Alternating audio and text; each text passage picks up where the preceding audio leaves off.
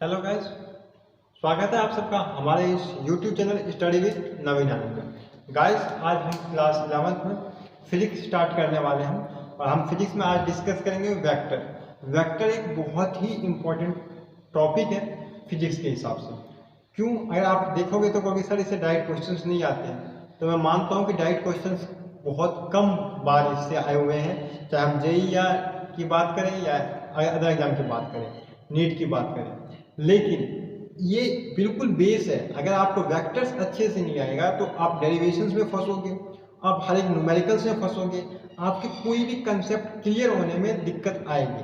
तो वेक्टर आपकी एक बेस है जिससे कई बार डायरेक्ट क्वेश्चंस भी आते हैं कॉम्पिटिशन्स में, चाहे वो जेई हो या नीट हो, उसमें भी डायरेक्ट क्वेश्चंस आते हैं वेक्टर से। उसके अलावा ये एक बेस है जो आपकी फिजिक्स के फाउंडेशन को तैयार करता है। तो वेक्टर बहुत ज़्यादा इंपॉर्टेंट है, इसको अच्छे से करना है। तो चलो शुरू करते हैं हम वेक्टर। देखिए वेक्टर क्या होता है, पहले हम ये समझने की कोशिश करते हैं वेक्टर होता क्या है। तो सबसे पहले फिजिकल क्वांटिटीज, जितनी फिजिकल क्वांटिटीज क्या होती हैं, तो जो भी क्वांटिटीज है जिसको हम फिजिक्स में पढ़ते हैं, चाहे वो मास हो गया, लेंथ हो गया, टाइम हो गया, डिस्टेंस हो गया, ठीक है, वो सब क्या है, फिजिकल क्वांटिटीज है। जिसको फिजिक्स को पढ़ने के लिए, फिजिक्स को आसान बनाने के लिए जिन भी क्वांटिटीज को हम पढ़ते हैं वो क्या होता है, तो जो भी क्वांटिटीज है जिसको हम फिजिक्स में पढ़ते हैं वो सब क्या होती है, फिजिकल क्वांटिटीज होती है। तो ये फिजिकल क्वांटिटीज मेनली दो टाइप्स की होती है। वो दो टाइप्स क्या क्या होता है, तो एक होता है स्केलर, क्या होता है, स्केलर, और दूसरा होता है हमारा वेक्टर। एक क्या होता है, स्केलर, और दूसरा हमारा क्या होगा, वेक्टर। ठीक है, एक हो गया हमारा स्केलर क्वांटिटी और दूसरा हो गया वेक्टर क्वांटिटी। दोनों सारी फिजिकल क्वांटिटी या तो कोई स्केलर होगा या वेक्टर होगा। तो स्केलर क्या होता है, तो स्केलर ऐसी फिजिकल क्वांटिटी होती है जिसके पास सिर्फ क्या हो, मैग्नीट्यूड हो। क्या हो, मैग्नीट्यूड। इसके पास क्या होता है, सिर्फ और सिर्फ मैग्नीट्यूड, नो डायरेक्शन, कोई भी डायरेक्शन नहीं होता, नो डायरेक्शन। और वेक्टर क्या होती है, तो एक ऐसी फिजिकल क्वांटिटीज जिनके पास क्या हो, मैग्नीट्यूड हो, क्या हो, मैग्नीट्यूड हो, एज वेल एज डायरेक्शन हो। तो अगर मैं वेक्टर को डिफाइन करूं तो क्या होगा, those physical quantities which have magnitude as well as directions are called vectors. तो वेक्टर्स क्या होते हैं, तो ऐसे फिजिकल क्वांटिटीज जिनके पास मैग्नीट्यूड हो एज वेल एज डायरेक्शन हो। सिंपल सी बात फील करने की कोशिश करते हैं, आपको दिलाता हूँ कि क्या होता है।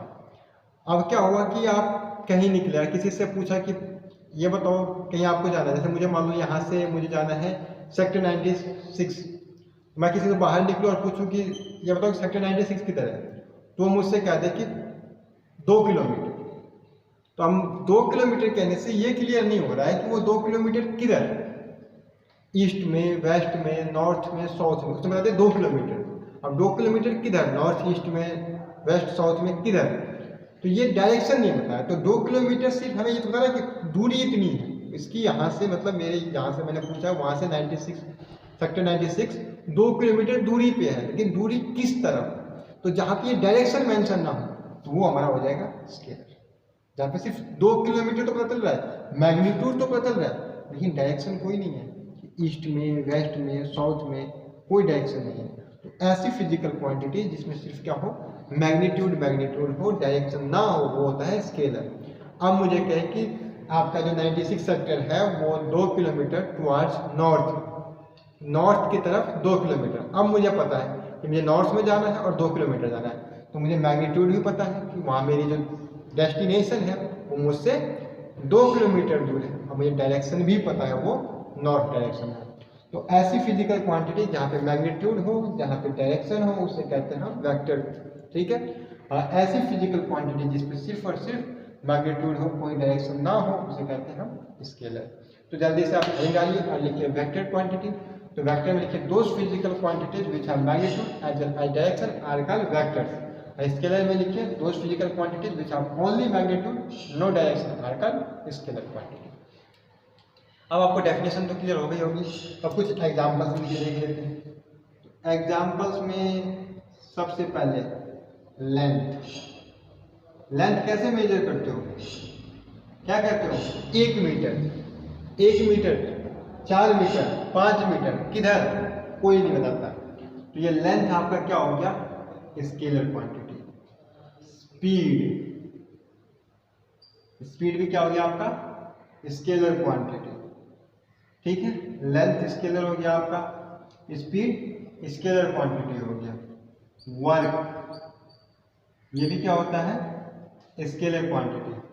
लेंथ भी स्केलर, स्पीड भी स्केलर, वर्क भी क्या है आपका एक स्केलर क्वांटिटी है, ठीक है। तो ये सब किसके एग्जांपल्स हैं, स्केलर क्वांटिटीज के। वहीं अगर आप वेक्टर क्वांटिटी की बात करें तो इसमें लिख लीजिए डिस्प्लेसमेंट, डिस्प्लेसमेंट, ठीक है। डिस्प्लेसमेंट आपका कैसा है, वेक्टर क्वांटिटी। आप वेलोसिटी, क्या, वेलोसिटी, ये भी स्पीड क्या था हमारा, स्केलर, वेलोसिटी आपका क्या होगा, वेक्टर क्वांटिटी होगा। उसके बाद आपका होगा फोर्स, एक्सीलरेशन, ये सब क्या है आपके वेक्टर्स क्वांटिटी है। वहीं ये सब क्या थे आपके स्केलर क्वांटिटी थे। तो इनके कुछ एग्जांपल्स भी होते हैं वेक्टर्स के, और कुछ एग्जांपल्स हो गए आपके किसके, स्केलर्स के। तो हमने वेक्टर्स देख लिया, स्केलर देख लिया, इनके कुछ एग्जांपल्स देख लिया। अब हेडिंग डालें इसके बाद रिप्रेजेंटेशन ऑफ वेक्टर, वेक्टर को रिप्रेजेंट कैसे करते हैं। तो वेक्टर को रिप्रेजेंट हम एरो से करते हैं, किससे करते हैं, एरो से करते हैं, ठीक है। वेक्टर को हम रिप्रेजेंट किससे करते हैं, एरो से करते हैं, इस तरह से। ये हमारा शो करता है किसका, वेक्टर को, ये शो करता है हमें वेक्टर को, ठीक है। तो ये जो इसकी स्टार्टिंग पॉइंट होती है इसे कहते हैं इनिशियल पोजीशन, क्या कहते हैं, इनिशियल पॉइंट, ठीक है। और ये जो होती है इसे कहते हैं टर्मिनल पॉइंट, क्या कहते हैं, स्टॉप को क्या कहते हैं हम, टर्मिनल पॉइंट या एंड पॉइंट, टर्मिनल। तो ये इनिशियल से टर्मिनल की तरफ ये डायरेक्शन को शो करता है, इनिशियल टू टर्मिनल क्या करता है, ये डायरेक्शन शो करता है, ठीक है। और जो ये इसकी लेंथ हो गई, ये जो इसकी इतनी बड़ी लेंथ हो गई, ये इसके मैग्नीट्यूड को बताता है, किसको बताता है, ये मैग्नीट्यूड को बताता है। तो लेंथ बराबर, जो ये लेंथ थी, लेंथ इक्वल टू आपका क्या हो जाएगा, मैग्नीट्यूड। तो जितना बड़ा लेंथ होगा वेक्टर की मैग्नीट्यूड उतनी ही ज़्यादा होगी, और जितना छोटा लेंथ होगा वो उसका हो गया आपका लेंथ बराबर क्या हो गया आपका मैग्नीट्यूड। क्लियर है। अब मैं ये लिखता हूँ कि वेक्टर है, मान लो ये एक वेक्टर है ए, क्या है मेरा, एक वेक्टर ए है, ठीक है। इसको इससे ये रिप्रेजेंट करते हैं, इसको मैंने यहाँ से एक वेक्टर हो गया, ए वेक्टर है, कौन सा वेक्टर हमारा ए, और इसकी यहाँ से यहाँ तक क्या है 4 सेंटीमीटर, क्या है ये इतना क्या हो जाएगा इसका, ये मान लो 4 सेंटीमीटर है। तो इसमें या 4 यूनिट है, इसका क्या है 4 यूनिट है।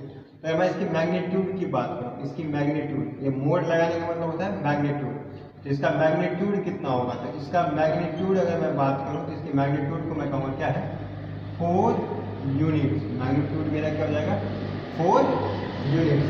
अगर मैं डायरेक्शंस की बात करूँ, ठीक है, मैग्नीट्यूड पूरे वेक्टर की बात करूँगा तो पूरे वेक्टर को कैसे लिखूंगा, वेक्टर ए इक्वल टू क्या लिखूंगा मैं 4 यूनिट्स, क्या लिखूंगा 4 यूनिट्स, मैग्नीट्यूड आ जाएगा 4 यूनिट, 4 यूनिट इसका हो गया मैग्नीट्यूड। अब इसमें डायरेक्शन भी लेना है, तो ये डायरेक्शन हमारे किधर होता है, ऐसा अगर आप कभी डायरेक्शन रिप्रेजेंट करो 2D की सरफेस पे तो ये नॉर्थ होता है, ये साउथ होता है, ये वेस्ट, ये ईस्ट, ये किधर हो गया हमारा ईस्ट की तरफ। तो इसको मैं लिखता हूँ 4 unit towards east, towards east.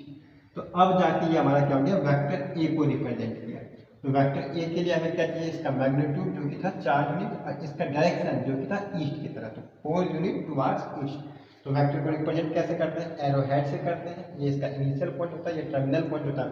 Initial और टर्मिनल पॉइंट के बीच में जो लेंथ होता है वो मैग्नीट्यूड को शो करता है, क्या करता है, इसके मैग्नीट्यूड को शो करता है, ठीक है। मतलब जितना बड़ा लेंथ होगा उसकी मैग्नीट्यूड उतनी ही बड़ी हो, ठीक है। तो एक वेक्टर ए लिखा मैंने, तो वेक्टर ए लिखने के लिए मैंने क्या लिखा इसका मान लो इसका मैग्नीट्यूड लिखना है, कितना था 4 था, 4 यूनिट था, तो ए का मोड लिखेंगे। मोड मतलब क्या हो गया इसका मैग्नीट्यूड, तो मैग्नीट्यूड कितनी हो गई इसकी 4 यूनिट। और ए का मैं अगर वेक्टर को डायरेक्शन के साथ लिखूं तो वेक्टर ए इक्वल टू क्या हो गया 4 यूनिट टुवर्ड्स ईस्ट, तो ये क्या हो गया इसकी डायरेक्शन। तो ये थी हमारी रिप्रेजेंटेशन ऑफ वेक्टर्स। और हम वेक्टर्स के टाइप्स को पढ़ेंगे, क्या करेंगे वेक्टर्स के टाइप्स को देखेंगे, ठीक है। तो जल्दी से हल कर लिया टाइप्स ऑफ वेक्टर्स। हमने रिप्रेजेंटेशन ऑफ वेक्टर देखा, अब देखेंगे हम टाइप्स ऑफ वेक्टर्स को। तो जल्दी से देखिए, लिखिए types of vector. Next heading डालिए टाइप्स ऑफ वेक्टर, ठीक। टाइप ऑफ वेक्टर्स में क्या क्या पढ़ेंगे हम, तो सबसे पहले पढ़ेंगे हम इक्वल वेक्टर, दूसरा पढ़ेंगे हम अनइक्वल वेक्टर। ऐसे लिख लो आप, इक्वल और अनइक्वल ना लिखिए, इक्वल और अनइक्वल एक साथ लिख लो ताकि जल्दी जल्दी हो जाए। इक्वल एंड अनइक्वल वेक्टर, ठीक है। सेकेंड लिख लो पैरेलल वेक्टर, पैरेलल। और जो स्केलर वेक्टर इस इक्वल वेक्टर उसका क्या हो गया अनइक्वल वेक्टर। तो पैरेलल और एंटी पैरेलल भी आप साथ में करो, पैरेलल वेक्टर और एंटी पैरेलल वेक्टर ये भी इसके साथ ही जोड़ लो, एंटी पैरेलल वेक्टर, ठीक है। इसके अलावा जो थर्ड आप लिख लो, क्या लिखोगे पैरेलल हो गया, anti parallel collinear vector, collinear vector क्या हो गया आपका कोलिनियर वेक्टर। इसके बाद लिख लो coplanar vector, coplanar vector. Coplanar vector के बाद आप लिख लो कोइनिशियल वेक्टर, कोइनिशियल वेक्टर, ठीक है। कोइनिशियल वेक्टर के बाद आप लिख लो कोप्लानर हो गया, पैरेलल हो गया, एंटी पैरेलल हो गया, कोलिनियर हो गया, कोइनिशियल वेक्टर हो गया। कोइनिशियल के बाद कॉन्ग्रुएंट वेक्टर लिख लो, क्या लिख लो कॉन्ग्रुएंट वेक्टर, कॉन्ग्रुएंट वेक्टर। इसके बाद आप लिख लो कॉन्ग्रुएंट वेक्टर के बाद यूनिट वेक्टर, यूनिट वेक्टर लिख लो, क्या लिख लो यूनिट वेक्टर। और यूनिट वेक्टर के बाद आप लिख लो क्या लिखोगे जीरो वेक्टर। ये कुछ टाइप्स हो गए वेक्टर्स के, क्या क्या हो गए इक्वल और अनइक्वल वेक्टर्स, पैरेलल और anti parallel vector, collinear vector, coplanar vector, coinitial vector, congruent vector, unit vector and zero vectors. Mainly और भी एक पार्ट्स में कोई डिवाइड कर सकता है, जैसे अपोजिट वेक्टर कह सकता है, ठीक है। नेगेटिव वेक्टर्स भी आप एक टाइप में कह सकते हो, लेकिन मेनली यही टाइप है जो आपके एक्सियल वेक्टर भी कोई कह सकता है आपको। तो ये वो सब बहुत सारे टाइप्स और अलग अलग बुक में, अलग अलग रेफरेंस बुक में अलग अलग बुक पढ़ोगे तो उसमें हो सकता है कि टाइप आपको एक्स्ट्रा दे दे, लेकिन इतने ही वेक्टर्स मेनली हमें काम आते हैं। जो काम आते हैं मैंने वही टाइप्स लिखे हैं, आपको इतने वेक्टर्स समझ लीजिए। तो कौन कौन से equal, unequal, parallel, anti parallel, collinear vector, coinitial vector और coplanar vector, congruent vector, unit vector and zero vector. तो इसको लिखिए, आप फिर धीरे धीरे ये करके डिस्कस करेंगे क्या क्या होता है इक्वल और अनइक्वल वेक्टर्स या पैरेलल एंटी पैरेलल वेक्टर्स या कोलिनियर वेक्टर्स, ठीक है। तो अब मैं इसको रफ करता हूँ और अब हेडिंग डालूंगा इक्वल एंड अनइक्वल वेक्टर्स। पहले आप पढ़ेंगे इक्वल और अनइक्वल वेक्टर्स, ठीक है। तो बिल्कुल बेसिक सी चीजें हैं, ज़्यादा इंपॉर्टेंट है नहीं, बस हमको समझना है, ध्यान में रखना है कि क्या होता है। तो पहला हमारा क्या था इक्वल और अनइक्वल, क्या था इक्वल एंड अनइक्वल वेक्टर्स, ठीक है, एंड अनइक्वल वेक्टर्स। देखो इक्वल वेक्टर्स क्या होंगे, तो इक्वल वेक्टर्स के लिए देखो एक वेक्टर ये है और दूसरा वेक्टर ऐसा ही है, दूसरा वेक्टर ऐसा ही है। तो देखो ये वेक्टर ए था मेरा और ये वेक्टर बी है, तो ए और बी का मैग्नीट्यूड बराबर है, मैग्नीट्यूड में भी बराबर है, डायरेक्शन भी एक जैसा है, तो मैग्नीट्यूड भी बराबर है, डायरेक्शन भी सेम है, तो ऐसे वेक्टर को कहते हैं इक्वल वेक्टर।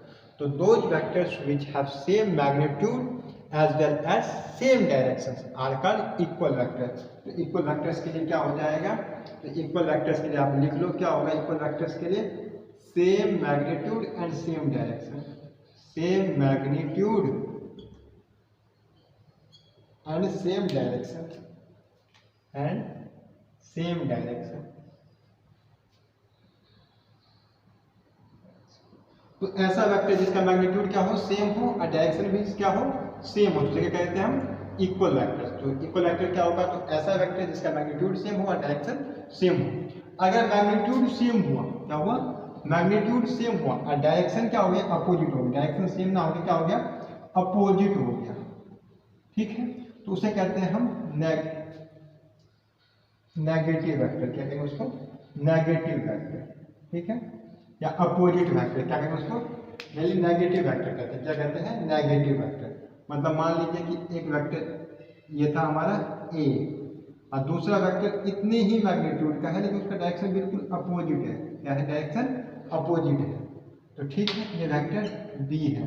तो वेक्टर बी जो होगा वो वेक्टर ए का नेगेटिव वेक्टर होगा, vector B equal to minus A vector होगा, ये भी याद रखें। मैं नेगेटिव वेक्टर आपको यहीं पे डिफाइन कर दिया कि इक्वल वेक्टर क्या था, same magnitude same direction, negative vector same magnitude opposite direction. तो ए इक्वल टू ऐसे बी आया, थोड़ा सा सेम डायरेक्शन इसका मैग्नीट्यूड सेम होना चाहिए, तो ठीक है। तो ऐसे वेक्टर कैसे हो गए, तो बी इक्वल आप कह सकते हो माइनस का ए, बी जो है वो ए का नेगेटिव वेक्टर है, ठीक है, ए और बी एक दूसरे के अपोजिट या नेगेटिव वेक्टर्स हैं, ठीक है, ये क्लियर हुआ। तो अनइक्वल वेक्टर्स में क्या हो जाएगा, तो इक्वल वेक्टर्स में मैग्नीट्यूड सेम था, डायरेक्शन सेम था, अनइक्वल वेक्टर्स में क्या होगा, इक्वल में सेम मैग्नीट्यूड और सेम डायरेक्शन, अनइक्वल में क्या हो जाएगा, ऐसा वेक्टर, अनइक्वल वेक्टर्स में क्या हो जाएगा, अनइक्वल वेक्टर्स की मैं बात करूं अगर मैं, तो अनइक्वल वेक्टर्स में आप लिख सकते हो those vectors which do not have क्या, same magnitude and same direction, same magnitude and same direction, जिसका मैग्नीट्यूड सेम नहीं हुआ, डायरेक्शन सेम नहीं हुआ, तो उसे क्या कहेंगे हम, अनइक्वल वेक्टर कहेंगे। अब कई बच्चा कहेगा सर दोनों चीज सेम नहीं होना चाहिए, तो कोई भी इनमें से एक सेम नहीं हुआ, अगर मैग्नीट्यूड इक्वल है डायरेक्शन अपोजिट है तब भी वो क्या होगा, सेम नहीं होगा। अगर आपका क्या है, डायरेक्शन सेम है मैग्नीट्यूड अलग है तो भी वो इक्वल वेक्टर नहीं हुआ। मान लीजिए वेक्टर हमारा ये ए है और ये वेक्टर बी है, तो इनका डायरेक्शन तो सेम है दोनों का लेकिन मैग्नीट्यूड अलग अलग है, तो ये दोनों अनइक्वल वेक्टर्स हुए, क्या हुए, दोनों अनइक्वल वेक्टर्स हुए। तो अनइक्वल वेक्टर्स के लिए कोई भी इनमें से एक चीज सेम नहीं होना चाहिए, चाहे मैग्नीट्यूड हो चाहे डायरेक्शन हो। तो दो ऐसे वेक्टर जिसमें क्या हो, मैग्नीट्यूड या डायरेक्शन में से कोई भी चीज अलग हो, डिफरेंट हो, उसे हम अनइक्वल वेक्टर्स कहते हैं, ठीक है। जल्दी से इसको नोट कर लीजिए, इक्वल एंड अनइक्वल वेक्टर्स आपको समझ में आ गया। अब बात करते हैं पैरेलल और एंटी पैरेलल।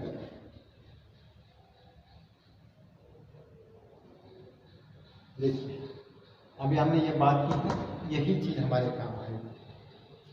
अब दूसरा जो मैं पढ़ाने जा रहा हूँ आपको, पैरेलल वेक्टर और anti parallel vector, anti parallel vector.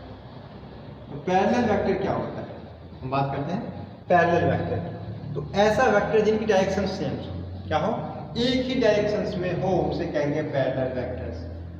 Parallel vector मतलब हुआ जिसका डायरेक्शन सेम हो, तो सेम डायरेक्शन वाले वेक्टर्स को पैरेलल वेक्टर्स कहेंगे, सेम डायरेक्शन, ठीक है। तो सेम डायरेक्शन वाले वेक्टर्स को क्या कहेंगे, पैरेलल वेक्टर कहेंगे। देखो ए और बी क्या था, अनइक्वल वेक्टर्स, क्या था, अनइक्वल वेक्टर्स। क्यों, क्योंकि इनकी मैग्नीट्यूड डिफरेंट थी लेकिन डायरेक्शन क्या है, सेम है।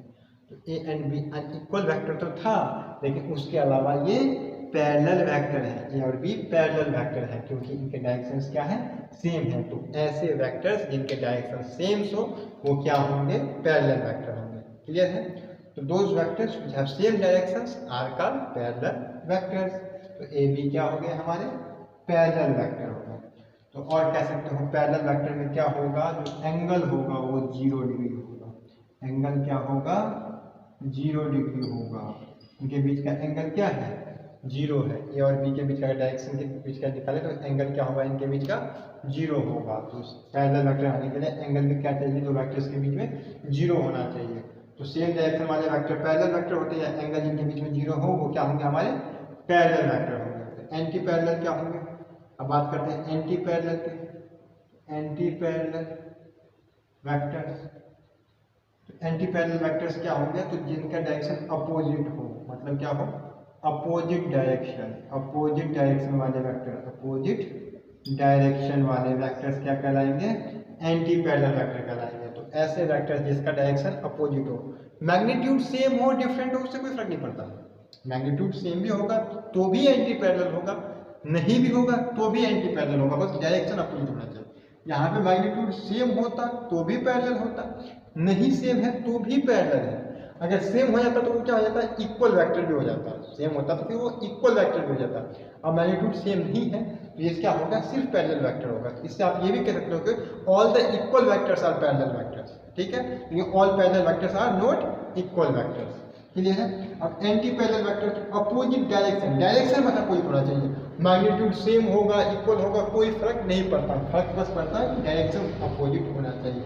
तो अपोजिट डायरेक्शन, एक वेक्टर ये हो गया, एक वेक्टर ये हो गया, डायरेक्शन अपोजिट है तो ये कैसे हो गए हमारे? एंटी पैरेलल हो गए। क्या हो गए? Anti parallel. मतलब एंगल जो होगा, इनके बीच का एंगल जो होगा वो क्या होना चाहिए? 180 होना चाहिए। दो वेक्टर्स के डायरेक्शन के बीच का एंगल वो 180 होना चाहिए। पैरेलल वेक्टर के लिए एंगल 0, एंटी पैरेलल के लिए एंगल 180। पैरेलल के डायरेक्शन सेम, एंटी पैरेलल के लिए डायरेक्शन अपोजिट। ध्यान क्या रखना है कि मैग्नीट्यूड से फर्क नहीं पड़ता है पैरेलल और एंटी पैरेलल में। मैग्नीट्यूड सेम हो अपोजिट हो कोई फर्क नहीं पड़ता, ठीक है? तो हम बात कर लिया पैरेलल और एंटी पैरेलल, ठीक है? अब देखते हैं कोलिनियर थर्ड वेक्टर, जल्दी से आपको करवा देता हूँ मैं। वो थर्ड क्या है? Collinear vector. देखो नाम से क्लियर होती है चीजें। कोलिनियर वेक्टर, कोलिनियर, को मतलब एक साथ, लीनियर मतलब लाइन पे। एक ही लाइन पे सारे वेक्टर्स जो होंगे वो सारे क्या होंगे? कोलिनियर वेक्टर होंगे। एक वेक्टर इसी लाइन पे, दूसरा वेक्टर इसी लाइन पे, तीसरा वेक्टर इसी लाइन पे, चौथा वेक्टर। तो vector A, vector B, vector C, vector D. तो those vectors which lie on the same lines are called collinear vectors. So those vectors which lie on the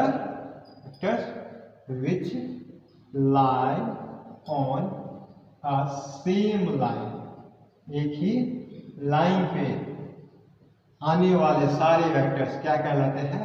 collinear vector कहलाते हैं। क्या कहलाते हैं? Collinear vector कहलाते हैं। तो याद रखिएगा कोलिनियर वेक्टर कैसे वेक्टर होंगे? तो ऐसे वेक्टर कोलिनियर मतलब एक ही लाइन पे लाई करने वाले, कोलिनियर मतलब एक ही लाइन पे लाई करने वाले। तो जितने वेक्टर जो एक ही लाइन पे लाई करते हैं वो क्या कहलाते हैं? कोलिनियर वेक्टर कहलाते हैं। क्लियर हुआ? और सबके डायरेक्शन क्या होंगे? सेम। अपोजिट डायरेक्शन भी हो सकता है लेकिन लाइन पे सेम होना चाहिए। एक ही लाइन पे लाई करने वाले वेक्टर्स क्या कहलाएंगे? आपके कोलिनियर वेक्टर्स कहलाएंगे। तो हमने कोलिनियर वेक्टर्स कर दिया। अब बात करते हैं नेक्स्ट किसकी?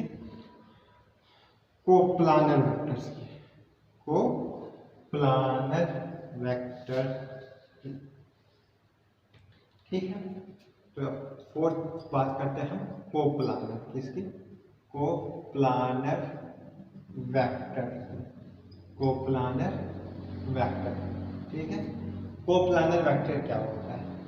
तो कोप्लानर वेक्टर, कोप्लानर, अभी देखिए कोलिनियर एक ही लाइन पे लाइन करने, कोप्लानर एक ही प्लेन पे लाइन करने वाला। तो ऐसे वेक्टर्स जो एक ही प्लेन पे, देखो ये पूरा क्या है?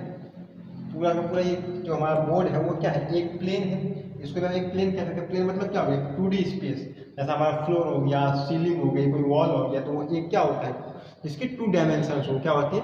कोप्लानर वेक्टर हो, तो सही प्लेन होता है। और उससे एक प्लेन पे लाई करने वाले सारे वेक्टर्स क्या होंगे? Coplanar vector. जैसे एक वेक्टर ये हो गया, दूसरा वेक्टर ये हो गया, तीसरा वेक्टर ये हो गया, सारे एक ही प्लेन पे लाई कर रहे हैं, इसी प्लेन पे लाई कर रहे हैं। तो ये सारे क्या है? कोप्लानर वेक्टर है। तो एक ही प्लेन पे लाई करने वाले सारे वेक्टर्स क्या होंगे? कोप्लानर वेक्टर्स होंगे। तो लिख लीजिए which lie on the same plane, which lie on the same plane, which lie on the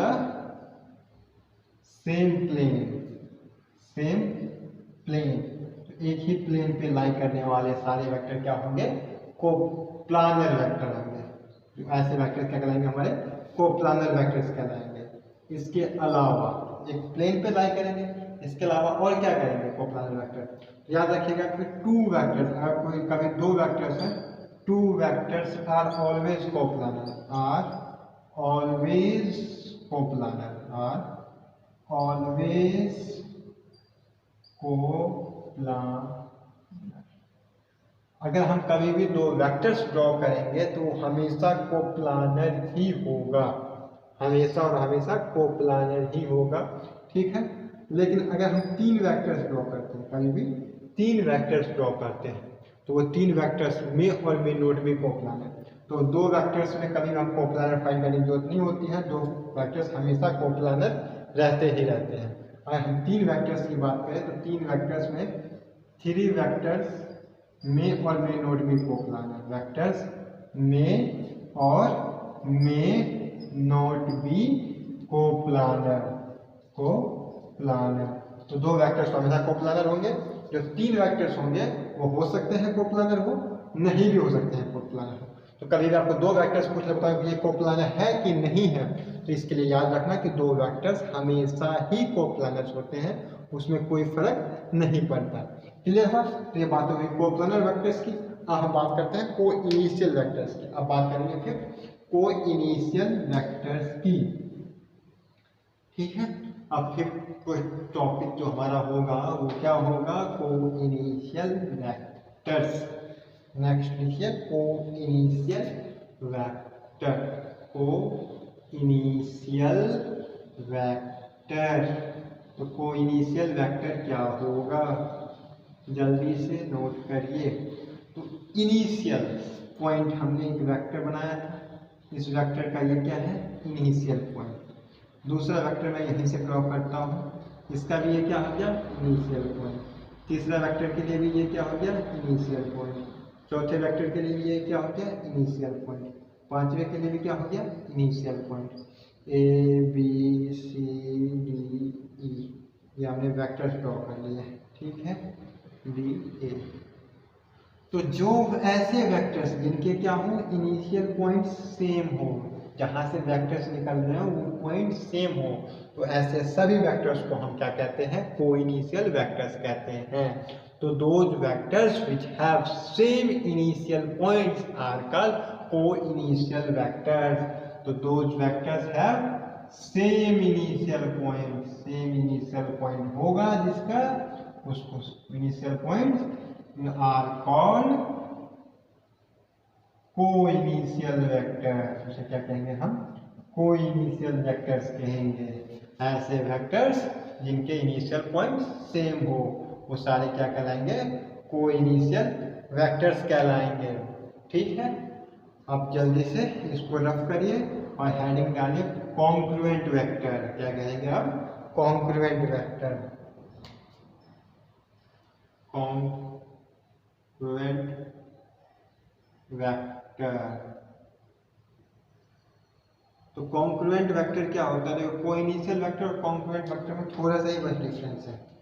को इनिशियल वेक्टर क्या होता है, एक पॉइंट से स्टार्ट होने वाले वेक्टर्स क्या कहते थे, कॉन्ग्रुएंट वेक्टर्स। और को इनिशियल वेक्टर, कॉन्ग्रुएंट वेक्टर क्या होंगे, तो एक पॉइंट पे एक्ट करने वाले। अगर एक ही पॉइंट पे एक से ज़्यादा वेक्टर्स एक्ट कर रहे हैं, मान लीजिए इस पे एक फोर्स लगा F1, दूसरा फोर्स इधर लगा F2 और तीसरा फोर्स इधर लगा F3, तो एक ही पॉइंट पे एक्ट होने वाले दो या दो से ज़्यादा वेक्टर्स क्या कहलाते हैं, कॉन्ग्रुएंट वेक्टर्स कहलाते हैं। ये वेक्टर्स ऐसा भी कोई फोर्स एक्ट हो रहा है, ये फोर्स ऐसे भी कोई एक्ट होगा F4, ये भी सारे क्या हो गए, कॉन्ग्रुएंट वेक्टर हो गए। तो vectors acting on a same point, एक ही पॉइंट पे एक्ट होने वाले vectors points are called congruent vectors. में क्या कहते हैं हम, कॉन्ग्रुएंट वेक्टर्स कहते हैं। क्लियर हुआ? जैसे हम क्या कहते हैं, कॉन्ग्रुएंट वेक्टर्स कहते हैं जो एक ही पॉइंट पे एक्ट कर रहे हो। तो ये सब हमने कॉन्ग्रुएंट कर लिया। जल्दी से हम देख लेते हैं जीरो वेक्टर और यूनिट वेक्टर्स को, zero vectors and unit vectors को। तो जीरो वेक्टर क्या होगा, नेक्स्ट हेडिंग डालिए हमारा जो हो गया 7th नंबर का, जीरो वेक्टर क्या होगा, जीरो वेक्टर्स, ठीक है। तो जीरो वेक्टर्स क्या होता है, जल्दी से देखते हैं हम। जीरो वेक्टर तो ऐसा वेक्टर जिसका मैग्नीट्यूड जीरो, ऐसा वेक्टर जिसका मैग्नीट्यूड 0 हो, उसे कहते हैं जीरो वेक्टर। तो दोज वेक्टर्स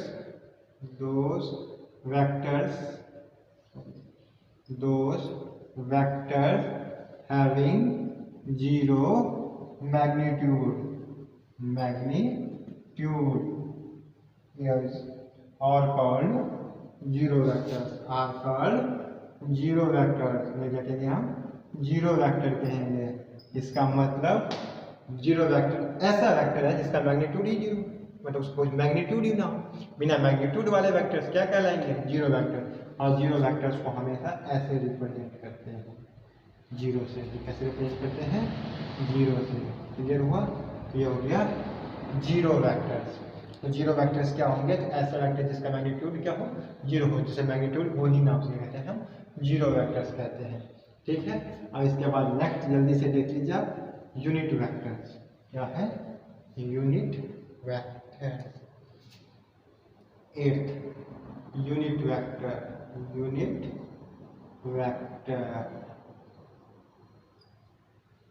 वेक्टर मतलब क्या हुआ, ऐसा वेक्टर जिसका मैग्नीट्यूड यूनिट मतलब 1 हो, जिसका मैग्नीट्यूड 1 हो।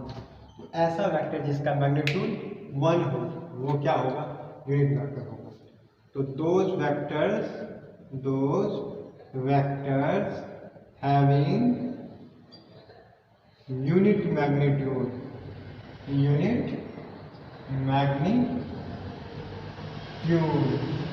are called यूनिट वेक्टर्स, या कहेंगे हम यूनिट वेक्टर कहेंगे।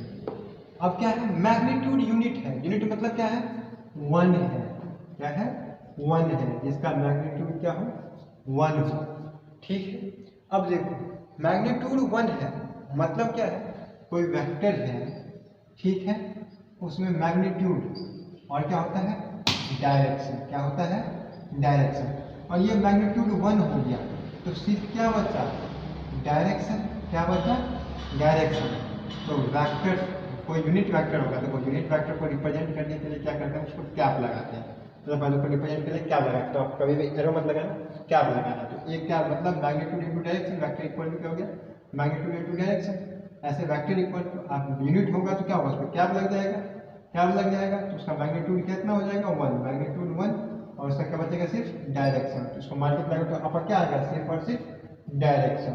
तो आप ये भी कह सकते हो कि यूनिट वेक्टर सिर्फ और सिर्फ डायरेक्शन रिप्रेजेंट करता है। तो ऐसा वेक्टर जो सिर्फ डायरेक्शंस बताए उसे हम यूनिट वेक्टर कहते हैं। तो लिख लो, unit vectors only tells about direction. तो unit vector only gives direction. क्या देता है, सिर्फ डायरेक्शंस देता है। मतलब अगर किसी चीज का हम यूनिट वेक्टर निकाल लेते हैं तो मतलब उस फिजिकल क्वांटिटी का हम डायरेक्शंस निकाल दिए। यूनिट वेक्टर का मतलब ही होता है डायरेक्शन, यूनिट वेक्टर का मतलब ही होता है डायरेक्शन। यूनिट वेक्टर हम कैसे निकालें वो देखो। तो वेक्टर इक्वल टू क्या होता है, कोई भी वेक्टर ए है, तो इसको मैं रफ कर देता हूँ ऊपर से, फिर हम देखते हैं वेक्टर इक्वल टू क्या होता है। जल्दी से आप देख लो, कोई भी वेक्टर है, मान लो ए, तो वेक्टर इक्वल टू क्या होगा, मैग्नीट्यूड होगा और उसका डायरेक्शन होगा, यही ना होगा। ठीक है, मतलब वेक्टर ए इक्वल टू क्या हो जाएगा, मोड ए मैग्नीट्यूड, और डायरेक्शन के लिए क्या करेंगे हम, ए कैप। तो यूनिट वेक्टर हमारा क्या हो गया, डायरेक्शन। तो ए कैप इक्वल टू हमारा हो जाएगा वेक्टर अपॉन में उसका मैग्नीट्यूड। तो कोई भी यूनिट वेक्टर निकालने हम कैसे निकालेंगे, यूनिट वेक्टर इक्वल टू, तो वेक्टर अपॉन में इट्स मैग्नीट्यूड। मतलब आप लिख सकते हो इसको आप कैसे लिख सकते हो, जल्दी से देख लो कि यूनिट वेक्टर क्या होता है। तो यूनिट वेक्टर इक्वल टू हमारा आ गया, unit vector equal to vector और उसका मैग्नीट्यूड। मतलब यूनिट वेक्टर अगर आपको निकालना है तो वेक्टर लिखना है और ऊपर से उसको डिवाइड कर देना है, किससे, उसके मैग्नीट्यूड से उसको डिवाइड कर देना। Vector divided by its magnitude is called unit vectors. Example देख लो, एक वेक्टर मेरे पास ए है equal to 2i cap plus 3j cap plus 4k cap. यानी आई जे के क्या होता है उसके बाद हम बाद में करेंगे। तो एक वेक्टर है हमारा आई 2i cap 3j cap 4k cap, ठीक है।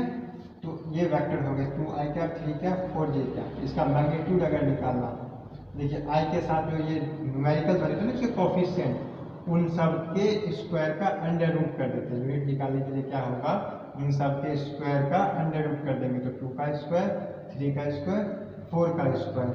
तो ए का मैग्नीट्यूड क्या हो जाएगा, ये हो जाएगा 4 + 9 + 16, तो आपका हो जाएगा √29। तो आपका यूनिट वेक्टर जो आएगा वो आएगा vector 2i + 3j + 4k upon में √29। अब इनको सेपरेट कर लोगे आप तो आपका ये आ जाएगा यूनिट वेक्टर। ये क्या आ गया, यूनिट वेक्टर। ये आई जे किससे आता है, तो ये को एक्सियल, ठीक है। इसकी बातें नहीं करेंगे, एक्स डायरेक्शन वाई डायरेक्शन या जेड डायरेक्शन में कैसे आता है, या अपने आप में भी एक यूनिट वेक्टर्स है, लेकिन उनकी बातें बाद में करेंगे। अभी देखो आप यूनिट वेक्टर क्या होता है, तो मैग्नीट्यूड और डायरेक्शन। तो डायरेक्शन को क्या बताता है, unit vector. Unit vector equal to क्या हो गया, वेक्टर अपॉन में मैग्नीट्यूड। तो unit vector equal to vector upon में इट्स मैग्नीट्यूड, ठीक है। तो कैसे निकालते हैं आपने ये देख लिया। तो अल्लाह ने यूनिट वेक्टर भी कंप्लीट किया। इसी के साथ हमारा क्या हुआ, टाइप्स ऑफ वेक्टर्स कंप्लीट हुआ। वीडियो थोड़ा ज़्यादा लंबा ना हो जाए उसी कारण मैं यहाँ पे ख़त्म करता हूँ। तो कुछ चीज़ें और बतानी थी मुझे वेक्टर्स के बारे में, वो आपको हम अगले वीडियो में बताएंगे। आपको अगर वीडियो अच्छा लगा है तो इसको लाइक करिए और चैनल को सब्सक्राइब करिए और ज़्यादा से ज़्यादा शेयर करिए और कमेंट कीजिए कि आपको वीडियो कैसा लगा।